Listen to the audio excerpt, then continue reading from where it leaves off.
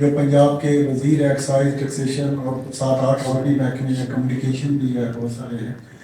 اور ان کی تو 4 باتیں جو ہے نا، ایک تو آپ نے ان کی عمر سے اندازہ لگایا ہوگا کہ یہ 33 برس کی عمر ہے ان کی صرف، اور پنجاب کابینہ کے ایک ینگسٹ وزیر ہیں، کچھ کرنا بھی چاہتے ہیں. اور سب سے بڑی یہ جو ہے نا، ایک جو پاکستان کے اندر ایک بہت بڑی جو ڈائنیسٹی ہے میڈیا گروپ دنیا، اور جو اسکول اور کالجز کے پنجاب اسکول آف کالج ہے، اس ڈائنیسٹی سے ان کا تعلق ہے. تو ہمارے لیے اسلام آباد چیمبر آف کامرس کے لیے اور ہماری تمام بزنس کمیونٹی کے لیے بہت بڑا اعزاز ہے کہ ایک ماشاء اللہ بلال افضل صاحب آج ہمارے جگہ موجود ہیں. اور آپ سب سے خطبہ جو استقبالیہ کے لیے اسلام آباد چیمبر آف کامرس کے صدر احسن ظفر بختیاری صاحب کو میں دعوت دوں گا کہ وہ تشریف لائیں.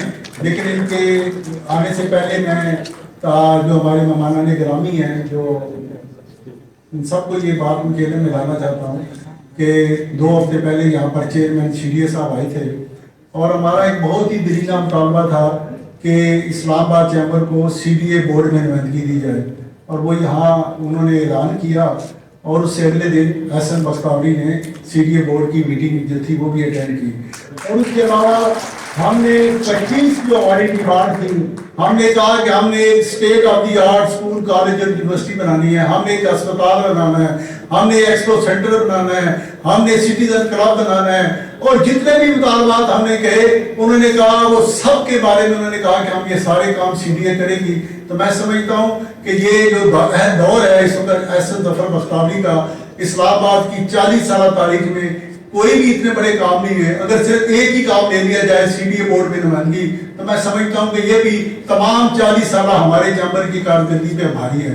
تو انشاءاللہ تعالیٰ اس پوسٹ کے ذریعے آنے والے دنوں میں اسلام آباد کی بزنس کمیونٹی کے لیے ہم چاہتے ہیں کہ اس چیمبر کو پاکستان کا ایک رول ماڈل چیمبر جو ہے وہ بنائیں، اور تاکہ پاکستان کی جو بزنس کمیونٹی ہے وہ اس ملک کی اکانومی میں اور اس ملک کی معیشت میں دل جمی کے ساتھ کام کرے اور ملک آگے بڑھے. میں یہ کہنا چاہتا ہوں کہ کیونکہ ہماری لیڈرشپ یہاں موجود ہے کہ میں چیمبر میں 40 سال سے ہوں. اسلام آباد چیمبر آف کامرس کی جو پہلی ایگزیکٹو کمیٹی تھی، میں نے اس کا الیکشن لڑا تھا، اور اس کا الیکشن میں نے جیتا تھا، الیکشن ایگزیکٹو کمیٹی کا. اور تب سے میں اسلام آباد چیمبر کے ساتھ ہوں، میرا رشتہ جو ہے وہ بزنس کمیونٹی کے ساتھ ہے. اور میں بھائی جان آپ سب کو یہ کہنا چاہتا ہوں کہ اسلام آباد کی بزنس کمیونٹی جو ہے اس میں خالد اقبال ملک صاحب ایک ہیرا ہے، ڈائمنڈ ہے. اور یہ لوگوں کو جوڑ کر رکھتے ہیں، یہ لوگوں کو جوڑ کر ساتھ لے کر چلتے ہیں، لوگوں میں نفرتیں اور تفریق پیدا نہیں کرتے. آج کل ہمارا معاشرہ جو ہے وہ لوگوں کو جوڑتا نہیں توڑتا ہے. لوگوں کے اندر تفریق جو ہے اس میں ہوا پہ بھرتا ہے، اور لوگوں کو جوڑنے والے لوگ بہت کم ہیں، توڑنے والے لوگ معاشرے میں ہمارے ہر جگہ ہے. ہمیں اپنے معاشرے کا اس کلچر کو، اس روش کو بھی بدلنا ہے کہ ہم اپنے پاکستان اس وقت تک مضبوط نہیں ہوگا، آگے نہیں بڑھے گا جب تک ہم لوگوں کو جوڑیں گے نہیں، اتحاد پیدا نہیں کریں گے، اتفاق پیدا نہیں کریں گے. تو اب آگے چلتے ہیں، ہماری تقریب چلتی رہے گی. احسن تنویر صاحب نے خطاب کرنا ہے، ان کے بارے میں 2-4 باتیں ضرور کہوں گا کہ احسن منیر صاحب جو تھے وہ پاکستان کی بزنس کمیونٹی کے لیے ایک باپ کا درجہ رکھتے تھے، اور میں نے ذاتی طور پر ہمیشہ ان کو باپ کی طرح عزت دی.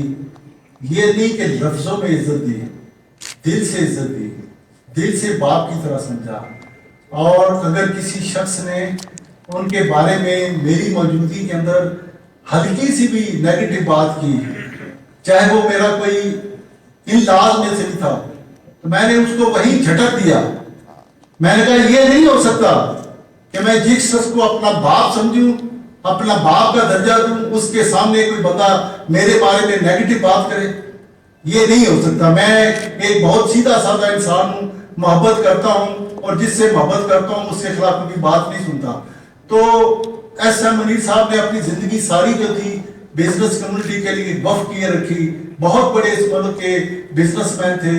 ان کی جو کارکردگی ہے بزنس کے حوالے سے وہ اتنی بڑی ہے کہ جو مسلم کمرشل بینک ہے اس کے وہ سب سے بڑے شیئر ہولڈر ہیں. اس کے علاوہ دین گروپ جو ہے اس کی بہت بڑا ایک رول تھا، لیکن انہوں نے اپنے کاروبار کے علاوہ اپنی جو ساری توانائیاں تھیں وہ پاکستان کی بزنس کمیونٹی کے لیے اور یو بی جی کے لیے صرف کر رکھی تھی. بیمار ہوئے، ان کا ٹرانسپلانٹ ہوا، ٹرانسپلانٹ کے بعد بھی اگر وہ بستر پر بھی موجود ہوتے تھے تو وہیں سے فون کر کے یو بی جی کے لیے لوگوں کو فون کرتے تھے. مجھے یاد ہے کہ ہر روز نہیں، ہر دوسرے روز ان کا ضرور فون آتا تھا کہ یہ کرو وہ کرو. تو میں اس بات کو آگے بڑھاتے ہوئے اب آپ سے یہ کہنا چاہتا ہوں کہ ایس ایم تنویر صاحب جو ہیں وہ انشاءاللہ تعالی اپنے والد کا نام روشن کریں گے، اور جہاں وہ اس یو بی جی کو چھوڑ کر گئے تھے مجھے اس بارے میں خدا کی قسم ذرا بھی شک نہیں ہے کہ اس سے بہت آگے لے کر جائیں گے. انہوں نے 2 ماہ کے اندر پورے پنجاب کے تمام چیمبر کا دورہ مکمل کر لیا ہے. وہ کل جس طریقے سے جیلم چیمبر جو ہے وہ ہمارا ڈامن ڈول چیمبر میں سے ایک تھا، اس کو انہوں نے سیمنٹ کر دیا. منڈی بہادین چیمبر جو ہے اس کو ہم اپنے ساتھ نہیں گنتے تھے. کل جس کپال کے ساتھ انہوں نے جناب ایس ایم تنویر صاحب کا اور جناب شہزاد علی ملک صاحب کا استقبال کیا ہے، اب مجھے اس بارے میں ذرا بھی کوئی شک نہیں ہے کہ انشاءاللہ تعالیٰ یو بی جو ہے آئندہ آنے والا الیکشن جیتے گی. ہر انشاءاللہ تعالیٰ جس طریقے سے محنت کے ساتھ ایس ایم تنویر صاحب اور جناب شہزاد علی ملک صاحب آگے کام کر رہے ہیں، انشاءاللہ تعالیٰ ہم آگے بڑھیں گے. اور اب آتے ہیں جناب ایس ایم تنویر صاحب.